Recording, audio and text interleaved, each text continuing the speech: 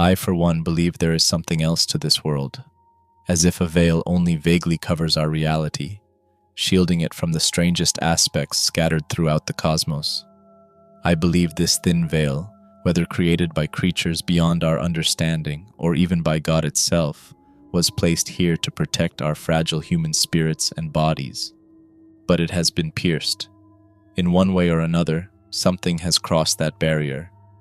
It has influenced our development as a species, or perhaps only shown glimpses of its magnificence to the very few. Maybe we invited it. Maybe it found its own way to breach the divide. These things have touched us, changed us. Whether for our benefit or our ruin, I do not know. That is the question I ponder now. For what I saw that day, I may be able to describe physically, but I cannot begin to convey what I felt, nor what it truly meant. I can only offer the bare minimum of understanding to the horrors I witnessed deep in the Irish wilderness. I study folklore, the esoteric and strange stories that formed and shaped early humanity's history. I catalog them, dissect them, and, in the end, trace where they came from. How a warning about a dangerous cave becomes a myth of a creature within it. How psychosis becomes possession. But I do not do this to disprove. I do it to prove my theory, to find the things that disprove the mundane. In my long life, I have visited many ancient sites across the world and encountered numerous archaeological histories that hint at such magics, though none have ever proven them definitively. My last trip, though, took me to a hidden village in Ireland, deep within one of the old woods. The village bore no name on any map. Researching the place, I found it was known to locals, though rarely spoken of directly. When pressed, they referred to it only as an Aitscoit, the severed place. The name was offered in hushed tones, as though even uttering it risked drawing attention. How it earned such a title, I theorized, had something to do with practice of old magics and communion with the spirits of the woods. Anyone I questioned spoke in quiet hesitation. They warned that if I felt a pull or calling towards that place, it was not a coincidence. But I pride myself on uncovering what must be uncovered. So, with a small crew of trusted colleagues, I ventured into the wilderness, the gnarled woods clawing over ancient ground not trodden by learned men in centuries. The forest held itself like a drawn breath, like a secret waiting for me to force it free. Cutting, breaking, snapping. We pushed through the twisting path until we emerged into a wide clearing, the smell of smoke heavy in the air. Old structures stood in the distance, fashioned from logs and thatch in the style of crude cabins. From the edge of the clearing, the village appeared a stain of man's hand upon the natural world, yet it possessed a strange reverence. The clearing showed no obvious signs of deforestation. Some of the trees within it looked far younger than those we had cut through on the outskirts. Before entering, I noted the clear signs of mysticism. The clearing was exact. A crater of cleared land, a near-perfect circle. Along its border lay small stones, no larger than my hand, placed meticulously around the edge, no more than a finger span between them. They were unnaturally smooth, as though shaped for skipping across a lake. And on many of the young trees at the perimeter, a symbol had been carved deep into the bark. Circular, like many symbols found within Celtic myth. Yet, unlike the designs we know today, this one was different. Though it shared the familiar knotted, braided structure, the shape resembled a serpent. The serpent holds particular significance within Celtic tradition. It is often associated with fertility, renewal, and as a guardian of the otherworld, a liminal creature moving between realms. It was depicted in a circular motion. An unlearned man might compare it to the world serpent or an Ouroboros. But unlike the endless cycle of Jormungandr, the snake devouring its own tail, this creature did not consume itself. Instead, within its jaws rested a small circle. It also coiled around an inner orb, encircling it as though guarding something precious or imprisoned. There were no markings to suggest what the circles represented, but one could interpret them as worlds. One ours, one theirs. Though which was which, I do not know. We crossed the threshold, all 6 of us. The only one who showed any hesitation was our local tracker, Seamus. We had hired him under the pretense of a simple woodland expedition. He had not seemed particularly superstitious about our destination, but as we examined the carvings at the perimeter, it took encouragement from all of us, and the promise of a bonus, to keep him moving. We began the long walk across the clearing, wading through unkempt grass and shallow mud, no clear path visible. As the buildings drew nearer, the intricate details of the settlement began to reveal themselves. The smell of smoke thickened in the air, dark plumes trailing upwards from several structures. At first, we assumed chimneys still burned within. On closer inspection, however, the smoke appeared to rise from blackened, collapsed dwellings. We still did not have a full view of the village, keeping to the outskirts as we searched for any sign of life. Then the sweetness reached us properly. It lingered on the tongue as we breathed it in, clinging to the back of the throat. Mixed with the smoke, it became something almost intoxicating. Sweet meat, charred fat, a faint trace of copper beneath a sugary aftertaste. It was a scent that filled me with a quiet excitement. My companions wore similar expressions, their eyes bright with a restless curiosity, driven onward by whatever could produce such an aroma. Seamus, however, looked stricken. No amount of persuasion worked now. I even threatened to dock his pay entirely, but it was not enough. Seamus made his decision and turned back before we entered the village proper, whispering in Gaelic as he left. Perhaps he made the right choice, but cowardly nonetheless. As he made his way back towards the woods, we entered the village. Soon we were weaving between small buildings. At times the structures stood so close together they formed alleys rather than streets. The wooden walls pressed inward, creating a sense of order that would not feel out of place in a modern city, though the rustic construction carried a distinctly medieval character. Following what could only be described as the main thoroughfares, we came upon a smaller hamlet-like section. A handful of houses encircled a well. It was not the central square of the settlement, but a quiet offshoot. One of the houses had been clearly destroyed. Fresh embers smoldered in the remains of burnt thatch and heavy timber. Curiously, it was the only one of the 6 that had suffered such complete ruin, though the others showed signs of distress. Tools lay scattered across the ground. The door of one dwelling had been torn from its hinges, exposing washings strewn across the floor inside. Another house had its shutters ripped away, the old glass shattered. One, eerily, bore no visible damage at all, save for its door swinging gently in the faint wind, almost inviting us inside. The village appeared as though it had been raided. Violence had touched some, perhaps all, of the homes. Yet in the midst of that empty chaos, there was not a single body, not even a trace of one. We entered one of the damaged houses in search of answers, but found none.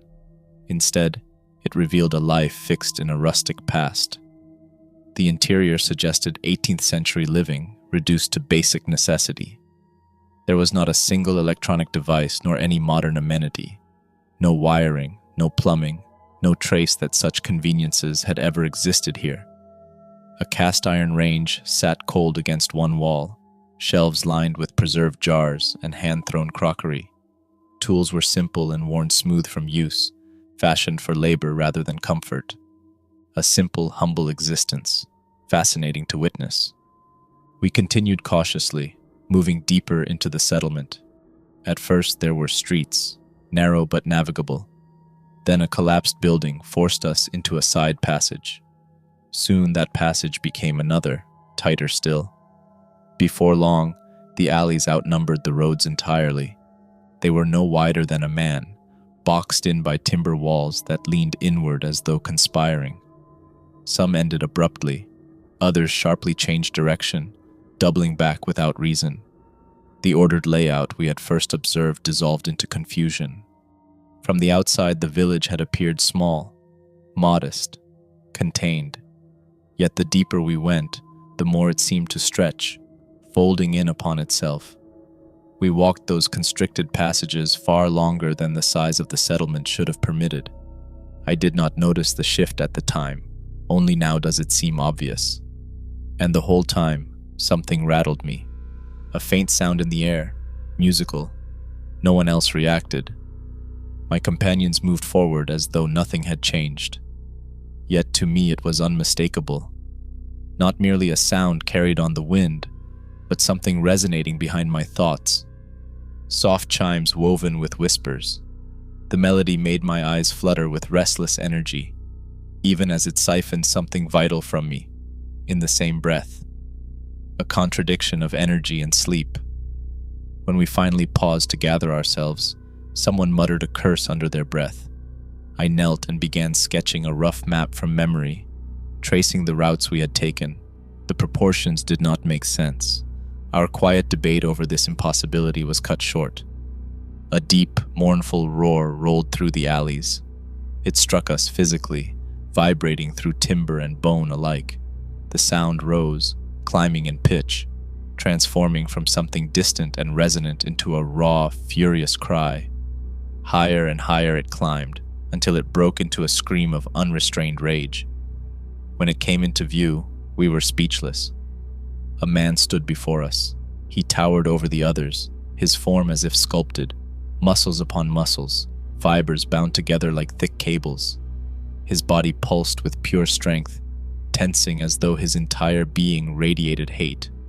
The savagery of him showed in his nakedness, his rage filling every movement. He could have been described as an Adonis, the perfect man, but this man was no man. Driven into his skull, like stakes into earth, were a pair of human ribs. They formed large, grotesque horns, brutally forced through bone that should have killed him. Below his chest, the flesh was torn open, a hollow ruin where those ribs had once curved to protect his organs.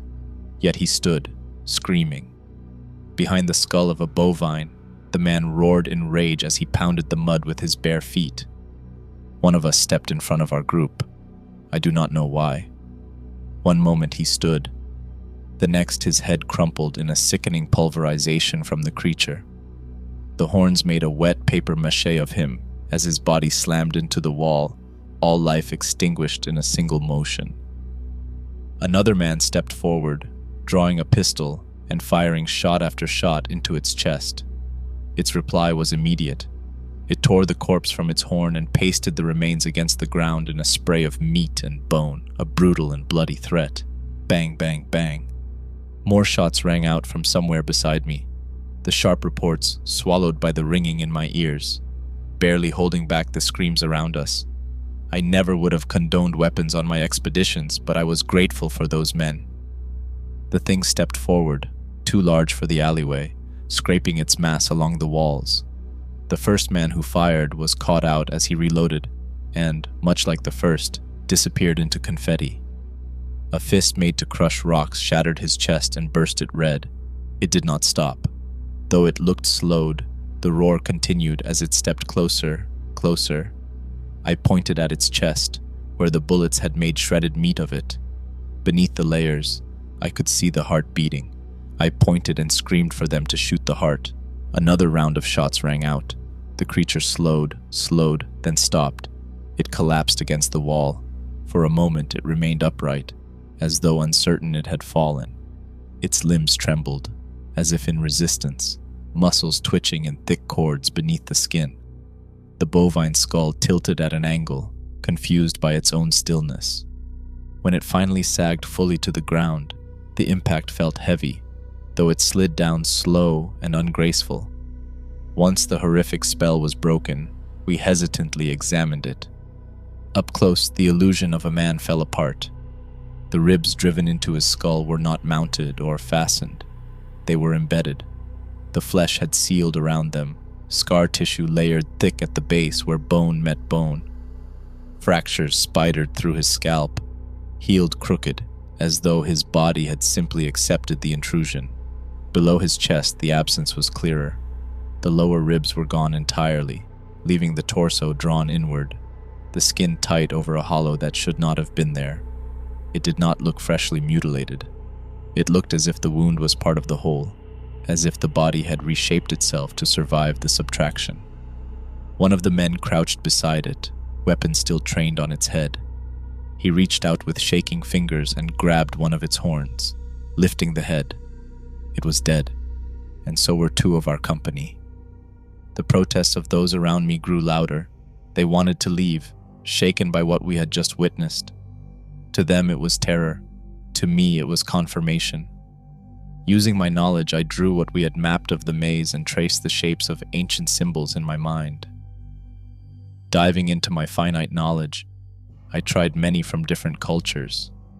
The lines of the patterns flowed across the alleys and dead ends, folding over themselves, creating a path only I could see. With careful guidance, I led us along a particular imagined route, each turn chosen as though the symbol whispered instructions. I felt the same tension here, in the maze. The village seemed to pulse with shapes of legend, distorted and free of any mortal bounds. And though I followed the path I had carved from symbols, I knew we were stepping deeper into a world where impossibilities were natural, and where something else, still unseen, waited for us further in. It was not a path to safety. I made sure of that. We escaped the maze and entered the village proper. Much like the small hamlet on the outskirts, it held a sense of cozy, rustic life once more, though there were hints that the veil separating our world from another had been lifted. Some of the buildings appeared larger than they should have been, others strangely small as you looked at them. Like a spell of vertigo, they seemed both distant and close at once. The sensation passed within moments, but if you allowed it to take hold, you would lose your balance easily. Bar the impossibilities, the destruction of the central village was evident. Chaos stained the ground and walls. Old blood mixed with marsh mud and darkened the wood. Some buildings lay in ruins, the smoke now dissipating yet still lingering thick in the air. The only sounds were the crunch of our boots, mumbled curses and threats, the soft wind through the streets, and the whispers in my mind, still musical, still audible despite the ringing in my ears. Something was here. I knew it to be true. Either the other two trusted my expertise, or they did not notice that we were moving deeper and deeper. Their eyes reflected that wanderlust for something strange, something they wanted to understand, what I wanted more than anything. One of them, a spry young man in his mid-20s, some sort of graduate following me around, stopped suddenly as he stared at a house. The place had the look of a hovel, more grown than built. It was almost as if the earth had burst upward through the floor and fashioned a nest of splintered wood, thatch, and soil. A strange structure that somehow still possessed a door and windows. We stopped and watched him pause. He saw something we did not. His steps fell slowly, drifting rather than walking. We watched as he approached the hovel. The window creaked open, like a mouth parting, and her face was more beautiful than any woman I had ever seen. Her face was perfectly symmetrical, supple lips and entrancing eyes. In the shadows of the window, her sharp features were beautifully defined. With long-fingered hands, she pulled herself up from the windowsill, revealing her naked body. Every part of her seemed shaped for beauty, for enticement. I only paused when I noticed her smile. It didn't quite reach her eyes, but the subtle cuts tracing along her mouth and up her cheek did. The young man was no match for her. Soon her hands were caressing his face. He ignored the protests of our companion entirely. I was enthralled by what was about to unfold. Her face split. The top of her head peeled back as her lower jaw opened, revealing 8 large black eyes set deep within the skull. Like a zipper drawn apart, her jaw split again, tearing downward along her neck to her navel, forming a second mouth lined with rows upon rows of teeth. Human teeth, reversed. Roots exposed outward, turning our omnivorous design into something strictly carnivorous. He did not scream when it engulfed him. There was only the snapping of bone and the wet pop of joints as his body folded sideways to fit within the vastness of its opening. The other witness screamed in horror as he raised his pistol to shoot. The mass of the house shifted as the creature stepped out, revealing more of its form. The front half of Beauty shifted forward, now twisted with the corpse of the young man clamped within its jaws. Its beady black eyes assessed us. Another hand emerged from beneath her form, pulling itself forward just to one side, then another, then a foot from the other side. The rest of the body dragged itself from its burrow. The head remained that of an alluring woman trapped within something monstrous. Below, like some centauric aberration, beneath her waist, two human bodies were fused horizontally, rib to rib, their legs bent backward like arachnid limbs. Their arms pressed against the earth, propelling the mass forward in uneven, skittering strides. It absorbed what remained of the young man, flesh and blood pressed into its own shifting form, before fixing its eyes upon the last of us.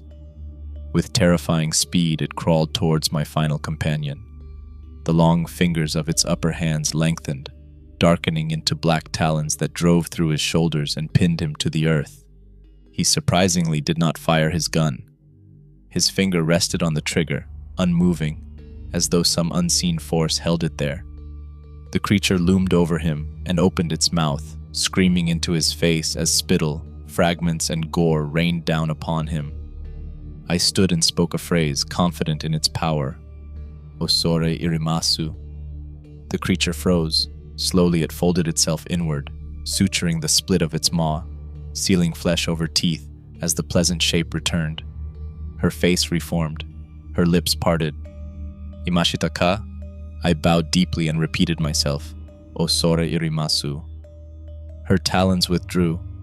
The many limbs carried her towards me with deliberate grace. Though the clicking of her bones made me cringe, I kept my head lowered as I felt her draw closer. The stench of her form should have been revolting. Instead, it was intoxicating. Her long fingers lifted my chin, raising me to stand upright. Her human face hovered inches from mine, lips parting once more, breath sweet against my skin. Hiyo ni yoku. She pressed a kiss to my forehead, a farewell. Then she retreated, crawling back towards her dwelling, leaving behind a glistening trail of what remained of our young companion. Only once she had gone did I move to attend to the final survivor. I checked his wounds. He was clearly envenomated.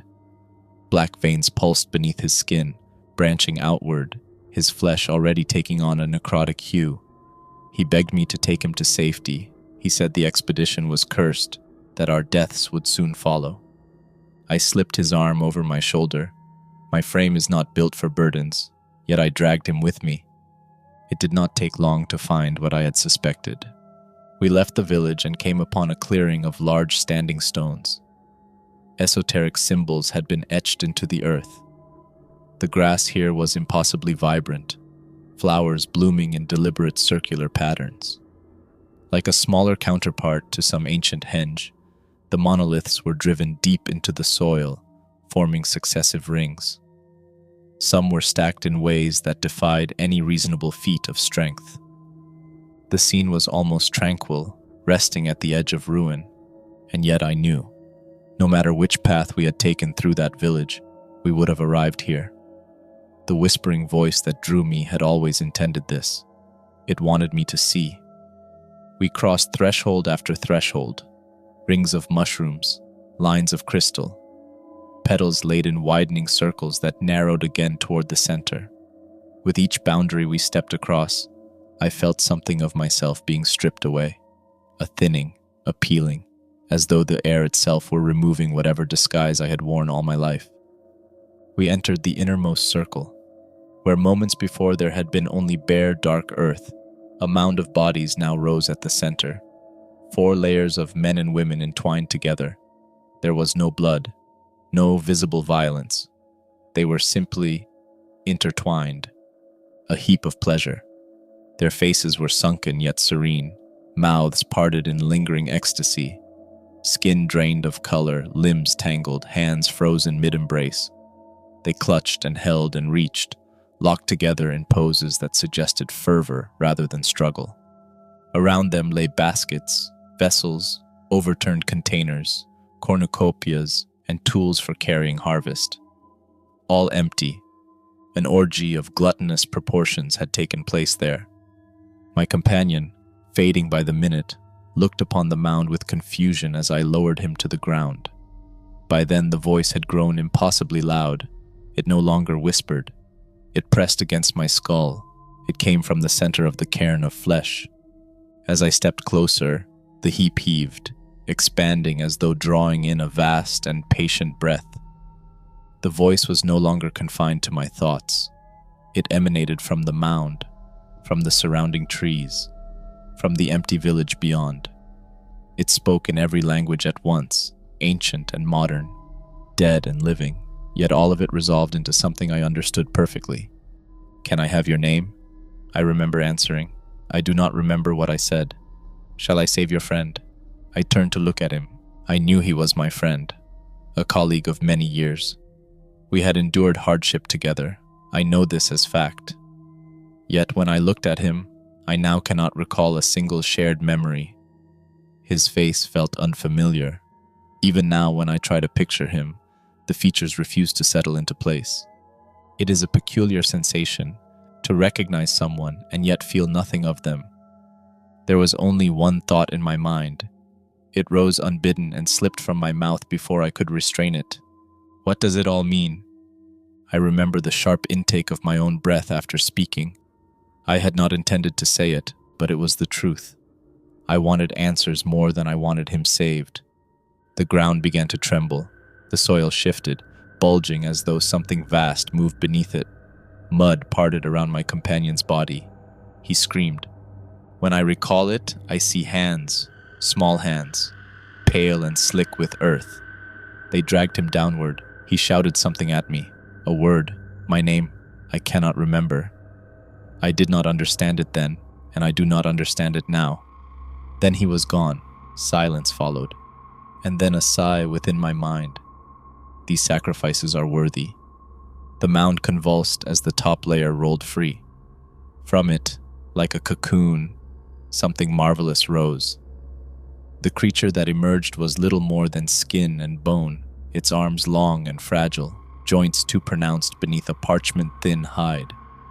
Draped over its frail frame were layers upon layers of skin, sagging in folds that brushed against one another as it moved.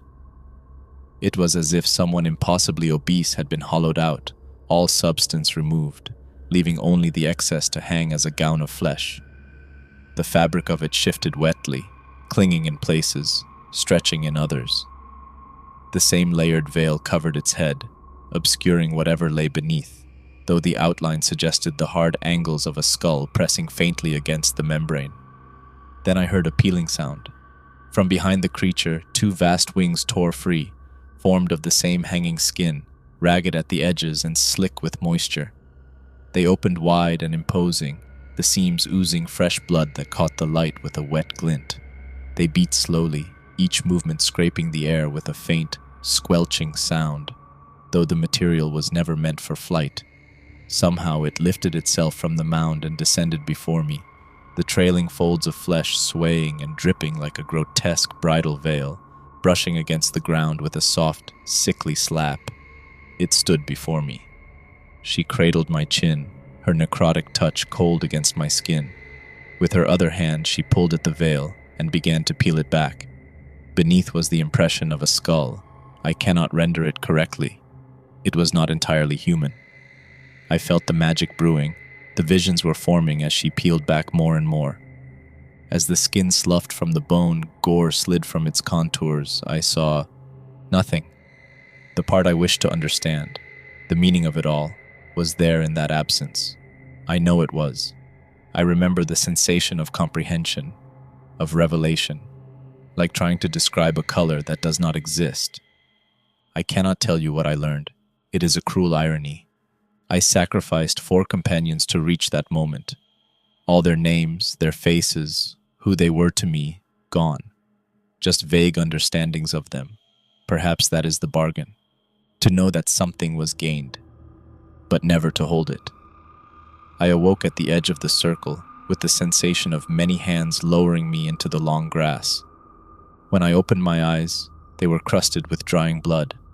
My vision blurred, yet I could still make out the form of the thing retreating back into the earth. It was long, vast, an aggregation of bodies fused together in a grotesque succession. Much like the spider creature we encountered, these were melded horizontally, 2 or 3 people stacked and bound into each segment. Whether the mound at the cairn and the stone circles formed part of this same entity, I cannot say with certainty, though I suspect they did. Like a colossal centipede, it moved using the limbs of the dead to propel itself. Arms clawed at the soil in rhythmic waves. With such mass, it towered above the landscape before slowly lowering itself down. There was more flesh than could ever have belonged to a single village. But this place does not obey our measures. The creature sank into the earth with a deep, rolling tremor. Its mouth was no single jaw, but a shifting aperture of limbs. Smaller hands writhed within it, grasping and folding inward in ceaseless motion. I shivered at the thought of whose hands they are. Soon the ground settled, and I was left at the threshold. I looked back towards the village, and a memory struck me. It remains one of the few fragments that did not fade. In that brief moment of understanding, I realized that an Eitskoit may not exist within our reality at all. It may sit adjacent to it, untouched by our time, our decay, our limitations, a place held apart. I understood then that the ring of smooth stones at its boundary was not decorative. They were a seal, a boundary condition. If even one were broken, the veil would weaken, and I do not know what would follow. Though much was taken from me, something remains altered. I see symbols differently now. Languages reveal themselves in layers. I look at people and perceive not only who they are, but what they incline towards, what they might bring into the world, for good or for ill. Yet my thoughts always return to the serpent symbol, the jaws encircling one orb, its body coiled protectively around another. Which world rests within its mouth? Which world lies guarded? On my desk sits a smooth stone, as though shaped for skipping across a lake. One day we may discover which world is which.